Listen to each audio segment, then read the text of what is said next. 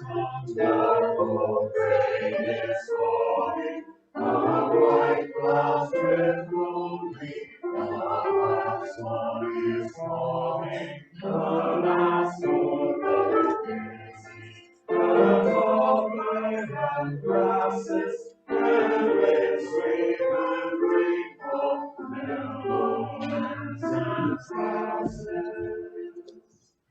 The snows of December shall melt in mid-autumn.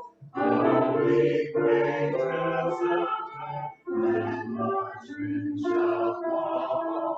The deer through the valleys, spring winds of their going, and islands of sweetheart, the regions of snowing.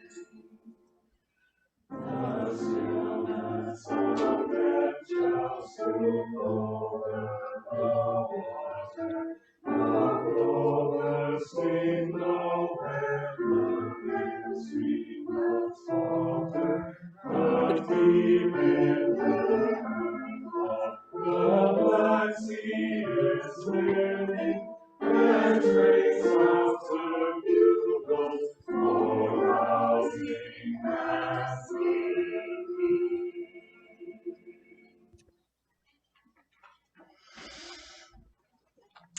Thank you, Fellowship Voices. We've definitely had a November sky the last few days. Good morning and welcome. My name is Sarah Carlson, and I serve on your Fellowship Board of Directors. I want to thank you all for being here today and extend a special welcome to any visitors. And if you would like more information about the fellowship, please visit the welcome table in the fireside room out there and sign our virtual guest book at uufames.org/guestbook. And whether you're joining us from home or here in Fellowship Hall, we invite you to stay after the service for coffee and fellowship, where you can introduce yourself and join in conversation with kindred spirits. A couple announcements for this morning. The Death Cafe returns to the fellowship next Sunday, November 13th. Participants will gather around cafe tables for a light lunch and conversation about death. A Death Cafe is a discussion among equals and not a class or a support group. The movement is meant to counter the taboo of talking about death, normalizing it, and bringing the reality of death out of the dark and into the light. Learn more by stopping by the table in the fireside room or looking in your latest weekly email, and there is a sign up out there, so we know how many will be coming. And hey, did you notice the gratitude board on your way in this morning? How many noticed that? Ooh, a few did. All right. Our fellowship family night gathering on Wednesdays has started a season of thanks off on the right foot. So there's a bulletin board just at the top of the stairs there, and you can stop by there to see what others love about the fellowship, and you can share some thoughts of your own in words or pictures. So on behalf of this caring, nurturing congregation, I welcome each and every one of you into this sacred space. Here, we invite you into an experience of transformation, hope, renewal, and connections, which may inspire you to understand life in new ways. Thanks for being here.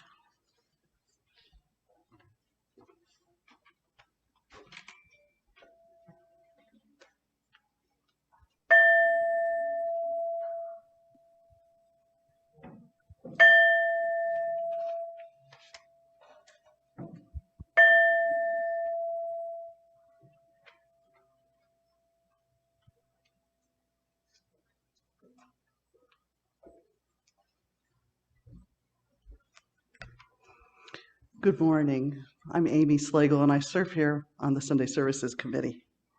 Our opening words this morning come from Arlen Goff, the teaching minister emeritus of High Street UU Church in Macon, Georgia. Thresholds. We cross them every day from room to room, from outside to inside, and back again.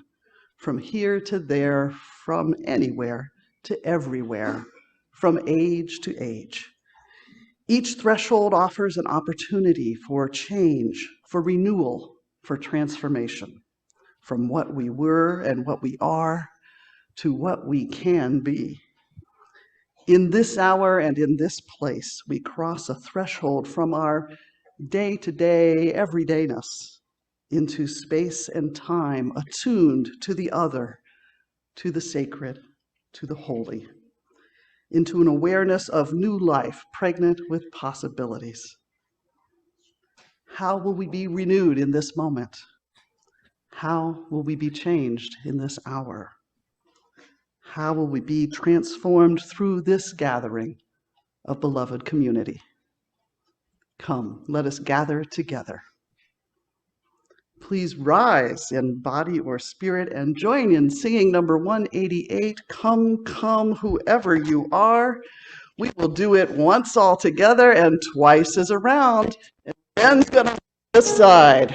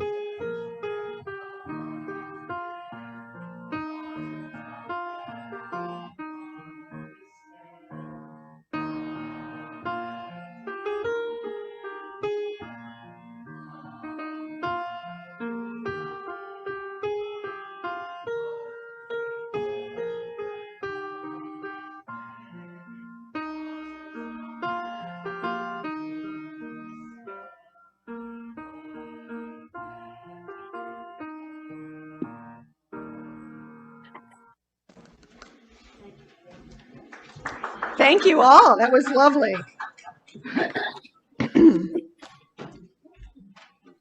Now it's our chalice lighting in honor of First Steps by the Reverend Scott Taylor. We light this chalice in honor of first steps, for beginning, even when the path ahead is unclear, for the courage it takes to trust that the way will reveal itself, that light will come to clarify our vision, that friends will be by our side. May the words, song, stillness, and common breath of this hour remind us that every step of the way is never one we take alone. And now it's a time for all ages.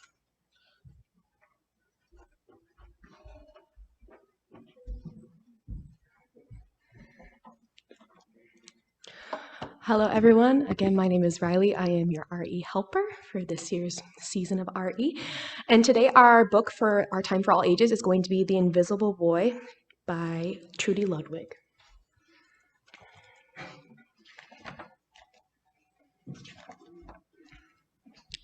Can you see Brian, the invisible boy?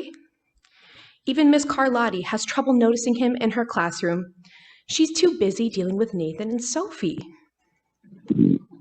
Nathan has problems with what Miss Carlotti calls volume control. He uses his outside voice inside too much. Sophie whines and complains when she doesn't get her way. Nathan and Sophie take up a lot of space. Brian doesn't. When the bell rings for recess, Micah and JT take turns choosing kids for their kickball team. The best players get picked first. Then the best friends of the best players. Then the friends of the best friends. Only Brian is left, still waiting and hoping. JT glances in Brian's direction and just as quickly looks away. We've got enough players for each team, he tells the others. Let's play ball. In the cafeteria, Madison and her friends talk about her birthday party. The rope swing over the pool was awesome, says JT. Yeah, so was the water slide, adds Fiona. That was the best pool party ever.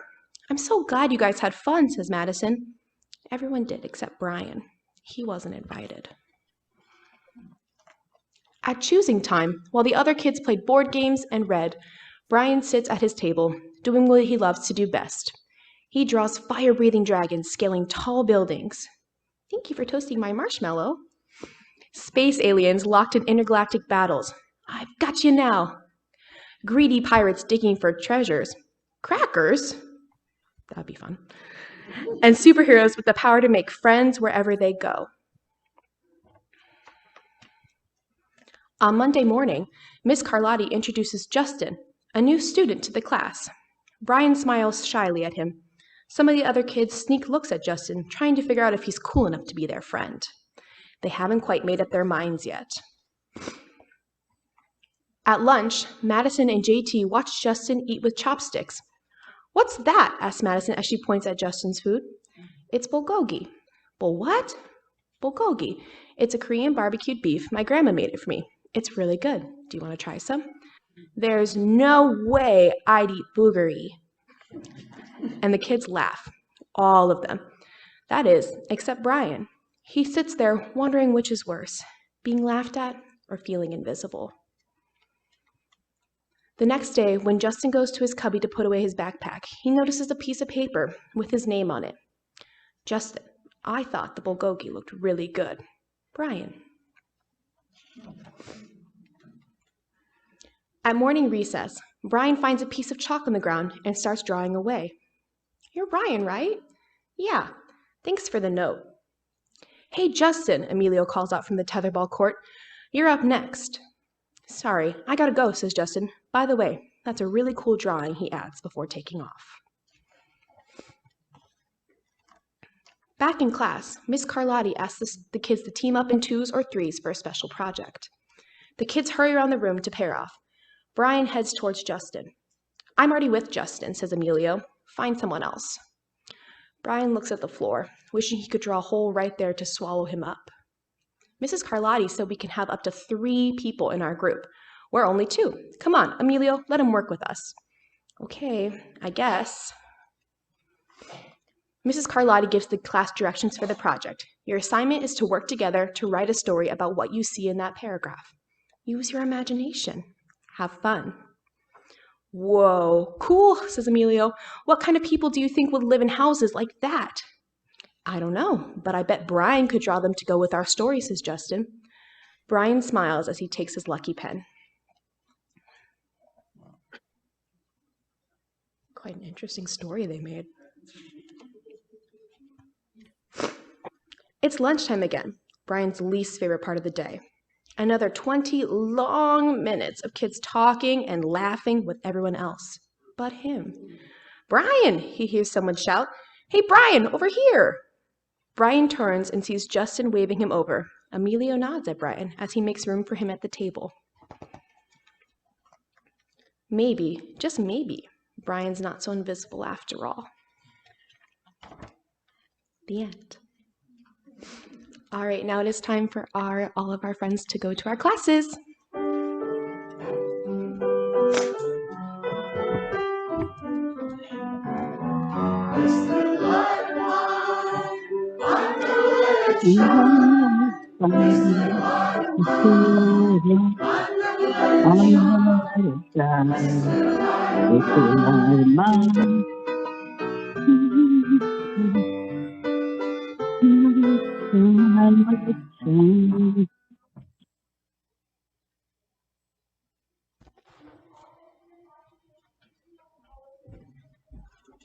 Good morning. Our first reading this morning is a poem by Madison Kuhn. Who are you, really? Who are you, really? You are not a name, or a height, or a weight, or a gender. You are not an age, and you are not where you are from. You are your favorite books, the songs stuck in your head. You are your thoughts and what you eat for breakfast on Saturday mornings. You are 1,000 things, but everyone chooses to see the million things you are not. You are not where you are from. You are where you're going. And I'd like to go there too.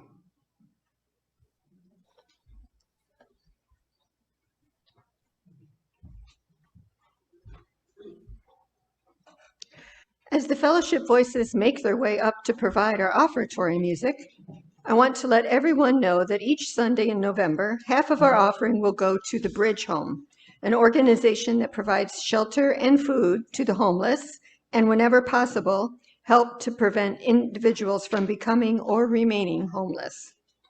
As we pass the baskets or take time to log in and give online through the UFA website, we encourage members and friends to give generously, and if you are visiting us today, please know that your presence is gift enough.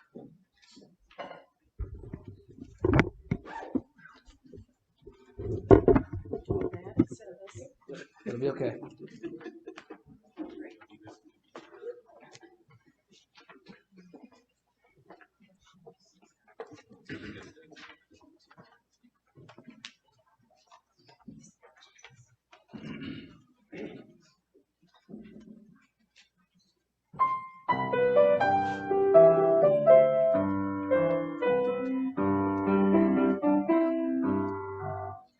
There is no greater joy than music, and nothing sweeter than a song. No greater sound than anything around can lift my spirits, let them soar when I am feeling down. There is no joy than you. There is no greater joy than you. Nothing quite like a melody. Nothing like a melody to fill my soul and make my spirit whole. To change a dream into reality. Take melody and harmony, some poetry, and set it down my stages.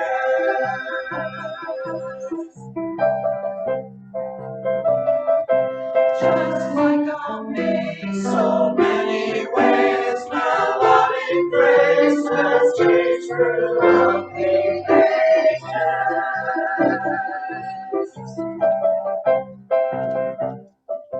Well, you can change the tune, and you can change the name, or you could change the rhythm, but one thing remains the same. There is no greater joy than music. There is no greater joy than music. There is no grander work of art. There's no grander work of art. And every day, in each and every way, I'm grateful I can say that I have music in my heart.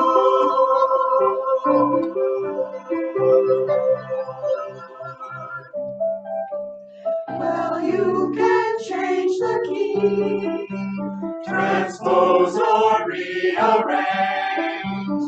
You could rewrite the Christmas, one thing will never change. There is no greater joy than you. There is no greater joy than you. There is no greater work of art, and every day, in each and every way, I'm grateful I can say that I have music in my heart.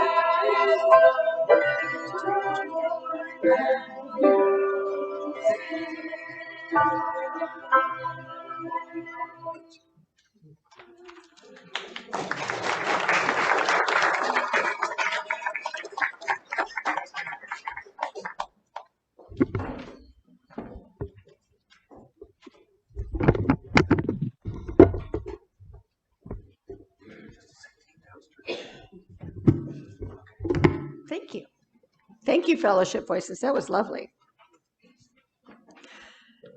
Ours is a welcoming community where we find connection, a spiritual community where we find meaning, a sharing community where our joys are amplified, and a caring community where our sorrows are lessened. It is a tradition in our community to take this moment to share our joys and sorrows and acknowledge the mutual support of our community. It is a time of sharing, not a time for announcements. If you're in Fellowship Hall, you can come forward to the microphone over there, state your name, and share your thoughts with us. Once we're done in Fellowship Hall, we'll have a moment of silence to transition to our remote members and listen to them. Thank you.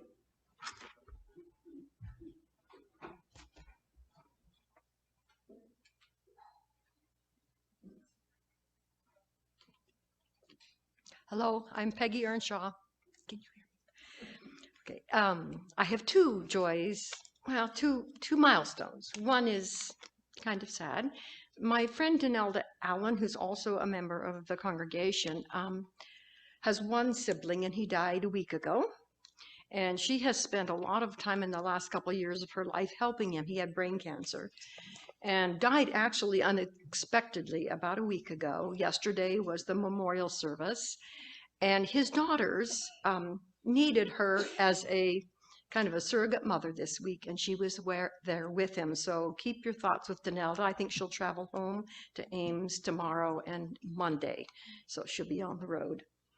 Then I noticed in the Tribune that we have a young person in our congregation, Claire Helmers, and she was the athlete of October 16 to 22. She runs cross country, so that's my joy.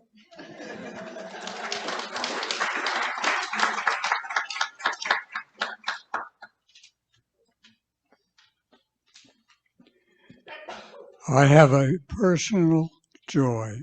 I am Wesley Shank, and my great-grandson Elijah last week became a journeyman carpenter in the Iowa City area, and I am very proud of him.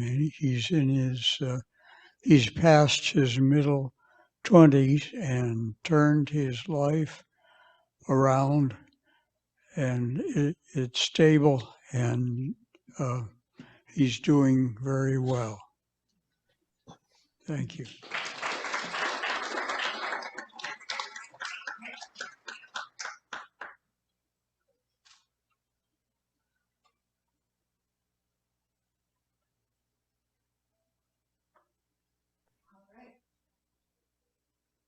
While the tech crew makes the shift to online milestones, a message will appear in chat when they are ready.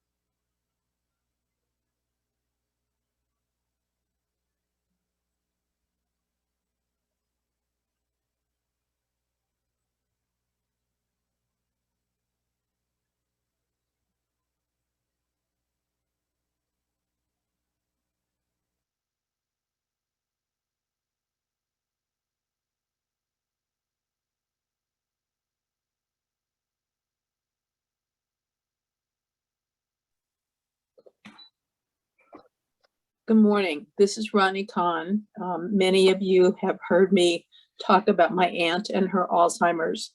She died 2 weeks ago, and I haven't been ready to talk about it. I guess I'm still not quite ready, but anyway, wanted to let you know.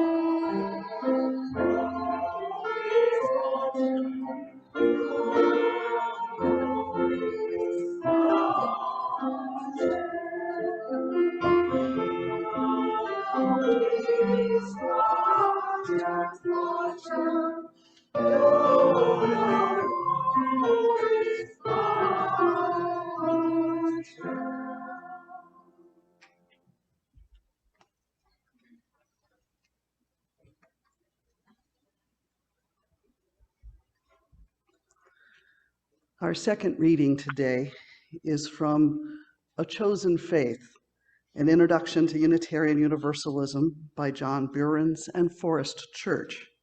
It's a book I hope many of you are familiar with. These excerpts are from Forest Church, a leading UU thinker and author or editor of more than 20 books. He was for many years the senior minister at All Souls Church in New York. He is also the author of one of the most succinct statements about Unitarian Universalism. It's a statement I have used to answer the question, what is Unitarian Universalism anyway? You'll find it in the Pocket Guide. Unitarian Universalists have inherited a magnificent theological legacy, he writes. In a sweeping answer to creeds that divide the human family, Unitarianism proclaims that we all spring from a single source. Universalism, that we all share a common destiny. In A Chosen Faith, Church writes, Unitarian Universalists are neither a chosen people nor a people whose choices are made for them by theological authorities, ancient or otherwise. We are a people who choose. However, most of us who are active Unitarian Universalists don't know anything close to enough about our faith. We often don't understand where the Unitarian Universalist Association came from, and as a result, we cannot have a vision of where it might go. We struggle to speak our Unitarian Universalism to each other, and particularly to the world beyond our walls. We are hampered by our ignorance. We are fettered by our lack of theological education. If you are a UU, learning more can help you speak your faith. It is so very important that a weary and cynical world know more about our healing message and our unabashed liberal religious spirit. We can all be the message carriers. Each of us, of course, must assume the responsibility for our own awakening, he continues. Others may be responsible for our being born, but what we make of our lives, how deeply and intensively we live, is our responsibility and ours alone. Having accepted life as a gift for ourselves, we are then charged to revere the presence of this same gift in others. As long as we take life for granted, our regard for it is cheapened, and this affects the way we treat others, even those closest to us. Part of being born again in a Unitarian Universalist way lies in waking up to the fact that all life is a gift. Please rise in body or spirit and join in singing Song 128, For All That Is Our Life.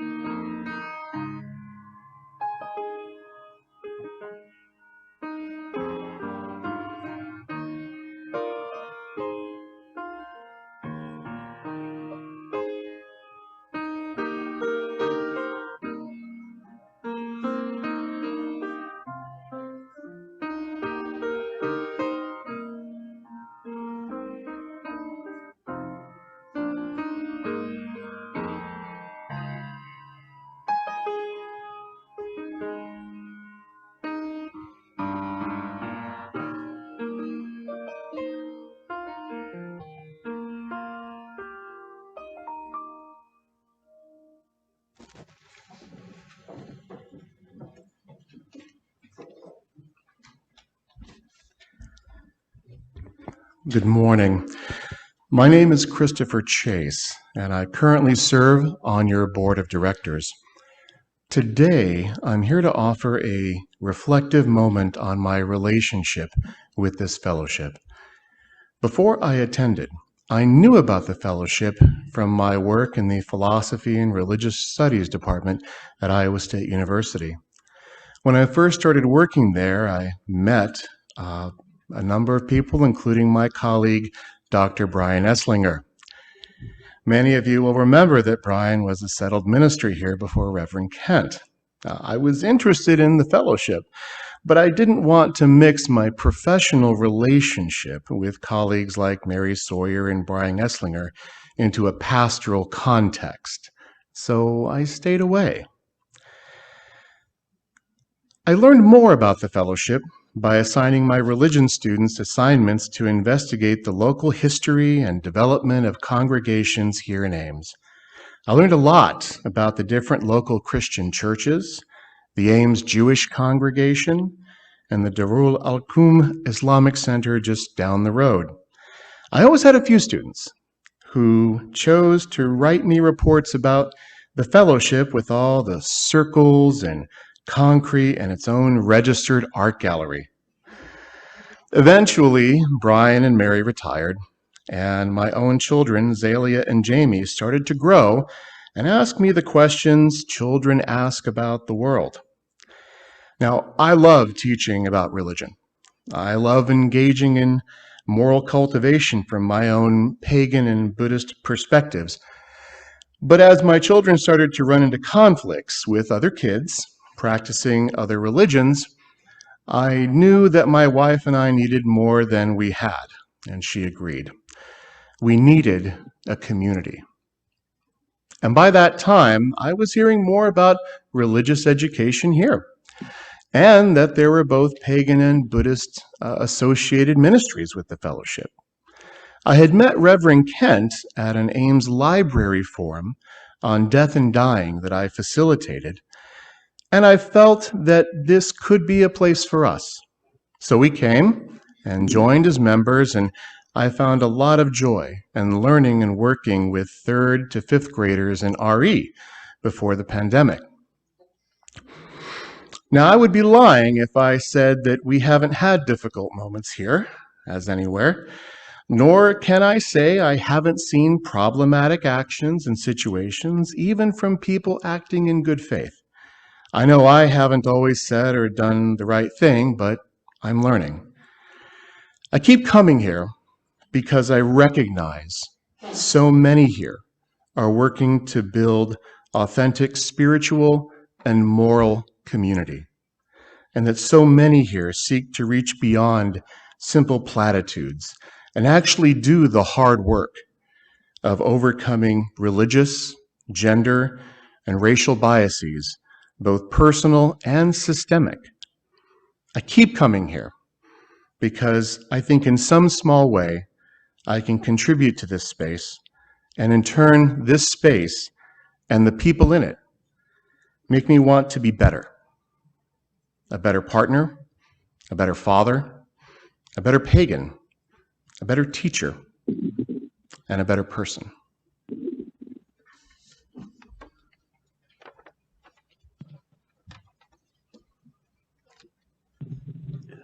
Thank you, Christopher. For those of you who were here the first Sunday of October, you'll recall that we spent some time engaging the mission and the vision and the covenant of this community, the Unitarian Universalist Fellowship of Ames. We took some time in conversation with one another to share what brought us to this community and what leads us to stay. Sharing our stories with each other, as Christopher has today, helps us understand ourselves, understand one another, and lean into new realizations about the interconnections and interdependence of our lives. We heard earlier from some of Reverend Forrest Church's reflections on what it means to be Unitarian Universalist. So before we take the opportunity to continue our conversations with each other in this room and among those joining us on Zoom today, I'd like to share a couple more stories from leading voices in this uncommon denomination.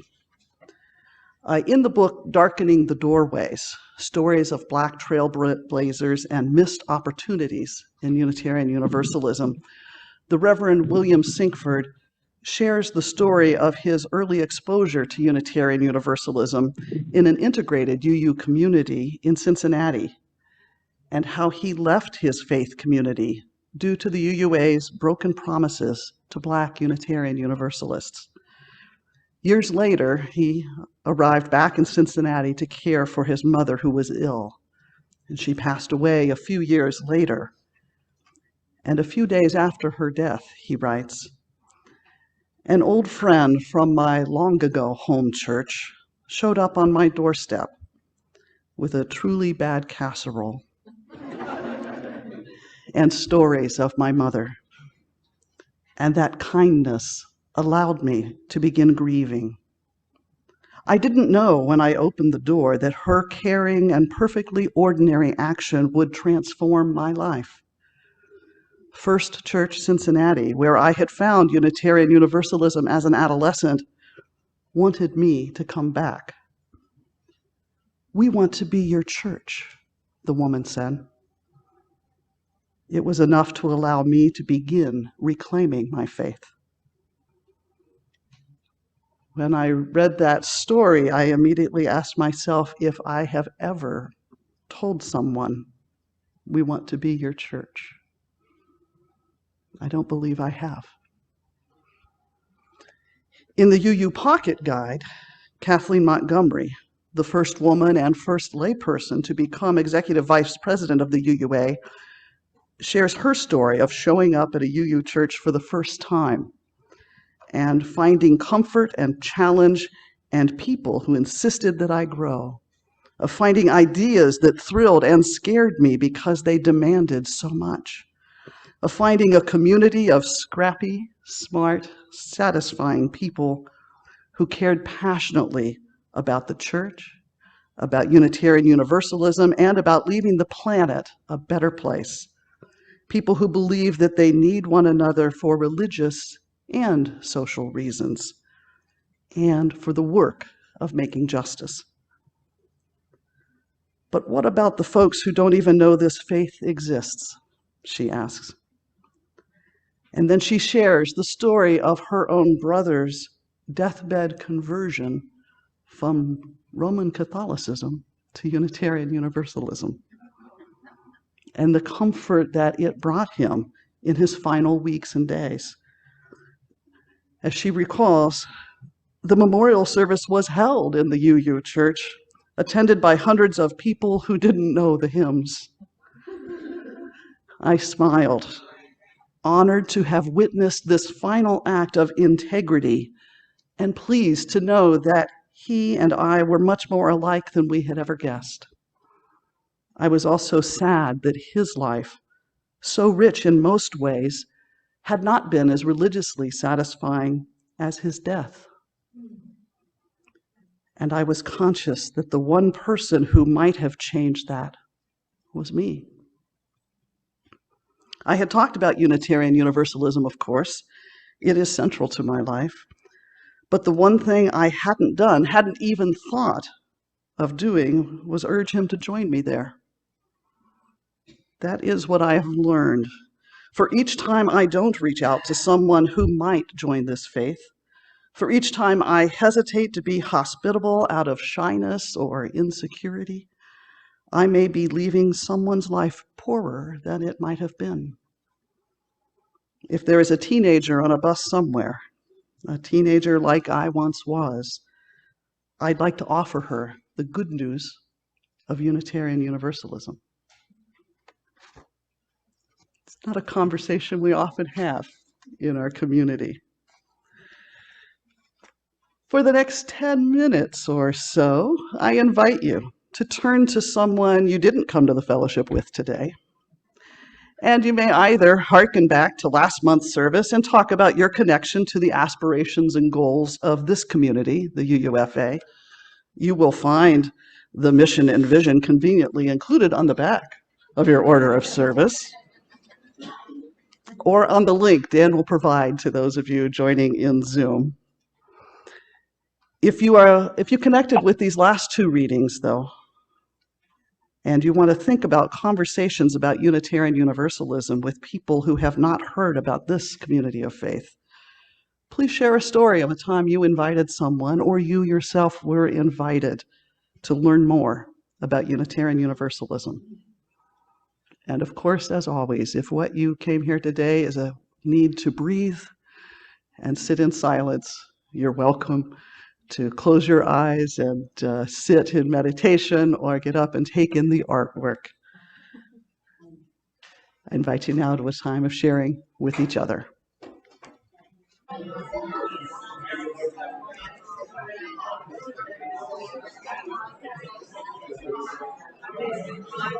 All right, thank you.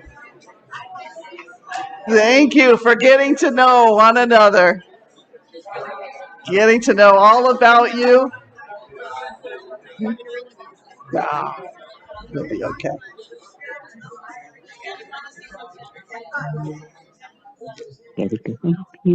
Thank you. Thank you so much for your conversation and your willingness to engage these reflections and connections today. If you aren't familiar with some of the resources I shared today, I encourage you to check out these and other books about Unitarian Universalism in our library right here. And by all means, let's continue our conversations during coffee hour. Our closing words today come from the UU minister Joseph Cherry. It is a prayer for living in tension. If we have any hope of transforming the world and changing ourselves, we must be bold enough to step into our discomfort, brave enough to be clumsy there, loving enough to forgive ourselves and others. May we, as a people of faith, be granted the strength to be so bold, so brave, and so loving. Please rise in body or spirit and join in singing May Love Surround You, which hopefully will start to sound familiar to you. We did it once in October.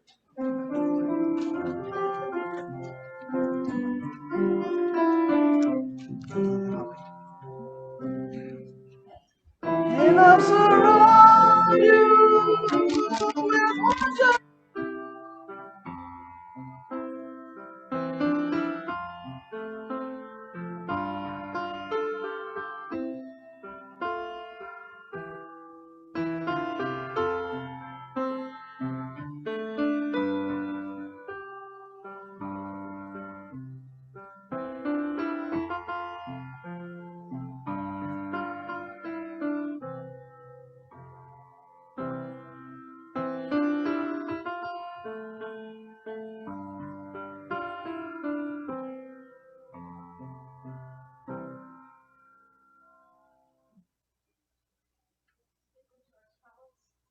Wish everyone blessings on their week.